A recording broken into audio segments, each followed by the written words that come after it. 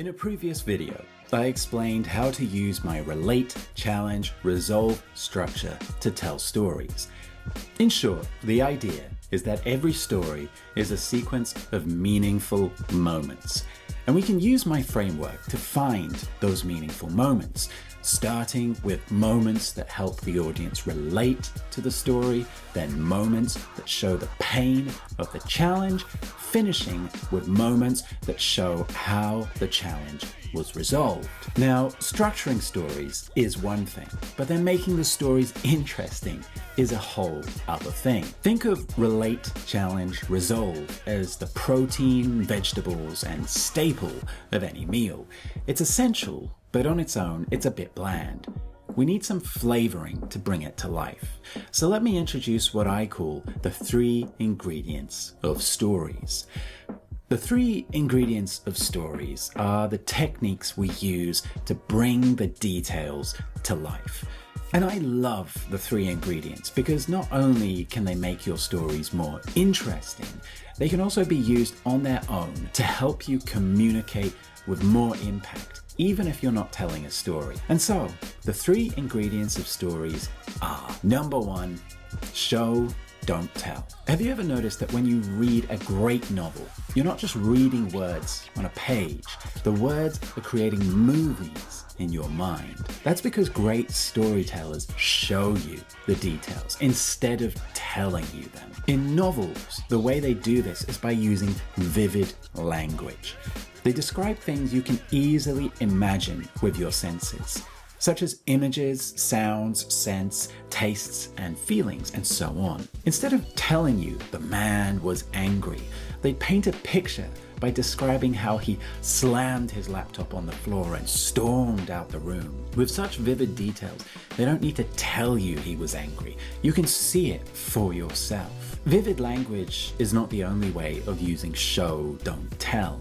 You can also give examples. Whenever you are presenting an idea and you make a point, back it up with an example that helps bring your point to life. Your example could be a story, or it could just be a simple, vivid description. An even more effective use of show, don't tell is to actually demonstrate things to people. This is what yoga instructors do really well. They don't just stand at the front of the room and tell people what to do. They actually demonstrate the poses for you. But probably the most effective use of show, don't tell is to provide experiences. In my opinion and experience, this is the most powerful form of persuasion. This is what Apple started doing many years ago whenever they released a new product. They put loads of them on display in their stores so you could come over and try them. What better way to decide if a product is suitable for you than to actually experience using it? So that's show, don't tell. Number 2 is analogies and metaphors. Analogies and metaphors are like bridges to the unknown because they connect your idea that the audience aren't familiar with an idea that the audience is familiar with. For example, a long time ago, my wife and I bought a laptop for my wife's mother to watch movies on. After a few months, the laptop became very slow, so she asked us what was wrong with it. A quick check, and it turned out the hard drive was full because she wasn't deleting the movies after she'd used them. So I told her the hard drive is full, to which she responded, "What's a hard drive?" Now, explaining what a hard drive is to my Chinese mother-in-law is quite a challenge. She comes from a generation that grew up depending on food tokens to survive, so doesn't have much experience with technology. But thankfully, I was able to find an analogy she could relate to. A hard drive is like a fridge. You know how when you go to the vegetable market every week, you then need somewhere to store the vegetables when you bring them back home. So you put them in the fridge. Well, it's the same with a hard drive. Whenever you download a movie, you need somewhere to put it. So it gets stored on a hard drive. And when you have too many vegetables in the fridge, it takes ages to find the older vegetables. And again, when you have too many movies on your hard drive, it takes ages for your computer to find things. And that's why it becomes slow. So just like a fridge, every so often we need to empty our hard drive. And just like that, she understood what a hard drive was. Analogies and metaphors are really powerful communication tools and are especially useful techniques for explaining new ideas to audiences in a quick way. The key is to use analogies and metaphors the audience can relate to. So think of what your audience knows really well and use that. And a little trick: if you can't think of a good analogy or metaphor, try to think of something nature related, because every audience understands nature.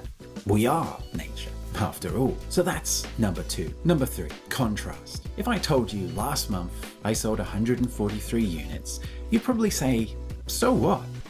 But if instead I told you last month we sold 143 units, but on average we sell 6 units a month, you certainly be interested, because now there's a contrast, there's a story. Contrast is an incredibly subtle yet powerful communication technique.